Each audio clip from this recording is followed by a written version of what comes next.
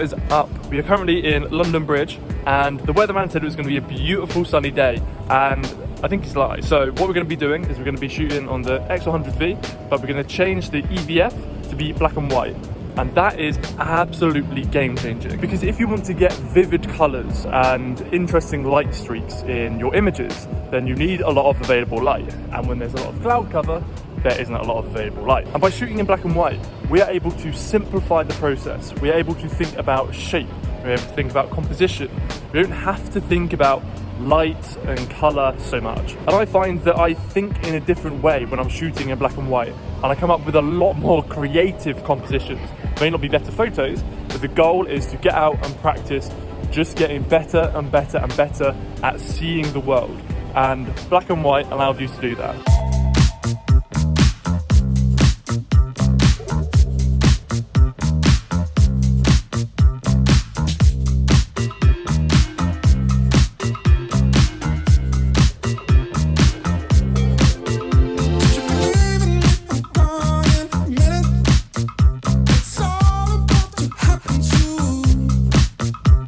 Feeling a little rusty this morning compared to usual, so appreciate the flat white from Jacob from Monmouth again in Barrow Market to top me up and keep me going, so thank you very much. As photographers, we love spending money on gear, and the most ridiculous thing I spent my money on recently was these little tags from Peak Design. Usually they've got a little red ring around them, but these are all black and they feel so stealth, and I feel like for street photography it would be ridiculous to not go all black.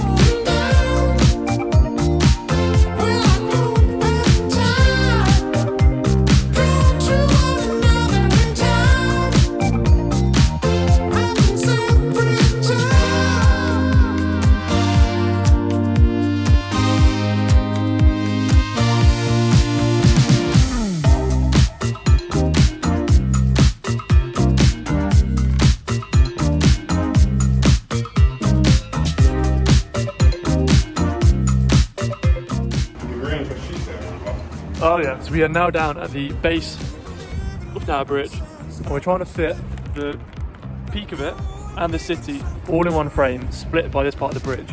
And 35mm is a teeny bit too tight, but it's pushed me to try something a bit different. Try something like get further back, trying to get as low to the floor as possible, trying to weasel those angles out, but it's just not working. And I think that it's a blessing in disguise. I think it's time for coffee.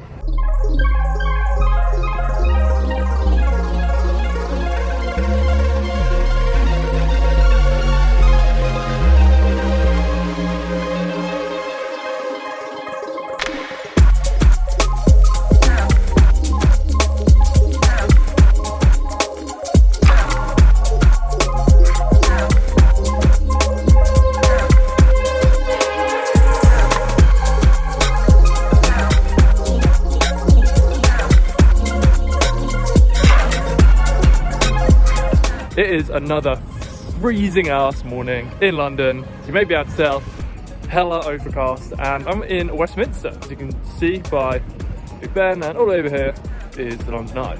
So we are continuing with the black and white. It's been a good morning so far. My fingers are numb, which is always a good sign, and I've got both my hand heaters in.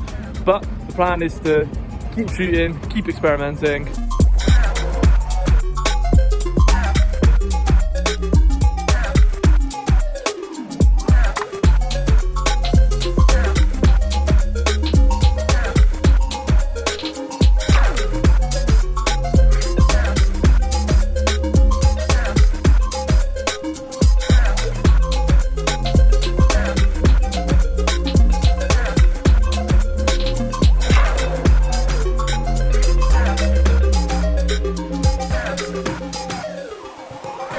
Something that a lot of new street photographers aren't really aware of are the two different styles of photography.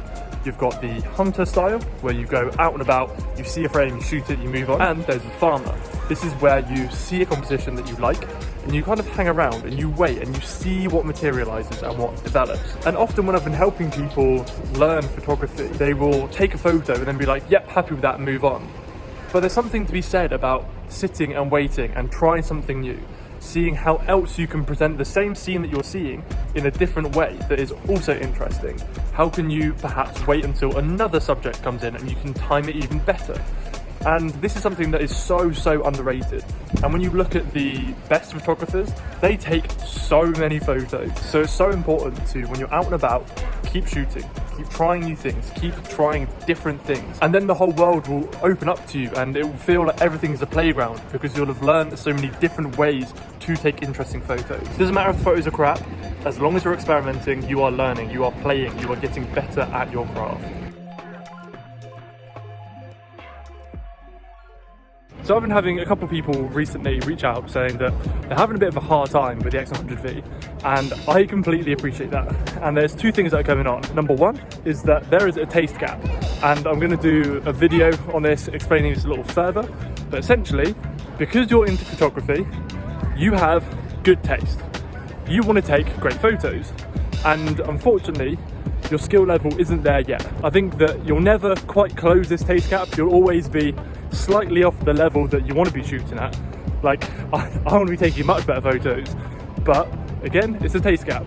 We just have very acquired taste as photographers. And secondly, the 35mm is a very hard focal length to shoot at because it doesn't have any of the characteristics that are kind of associated with professional photography kit.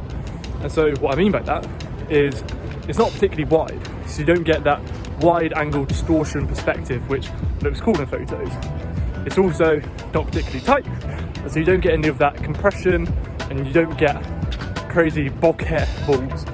And so with that in mind, this focal length is very flat, and whilst that means that you're not going to get those banger images that absolutely pop on Instagram that everyone's like, this is amazing, you are going to have to work at the fundamentals.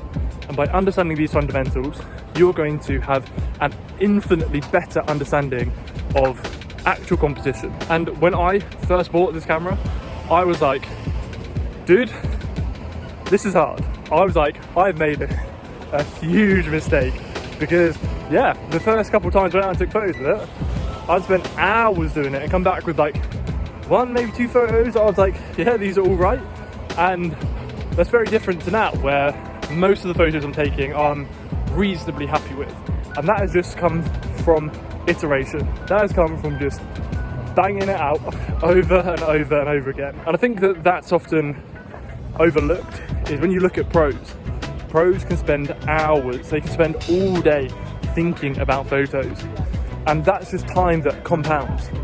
And although you may have been into photography for X amount of years, you just won't be able to put in the same amount of time as someone who is a grinding photographer. And so, with all this being said, keep at it. The X100V is the most rewarding camera you will own. That's what I think anyway.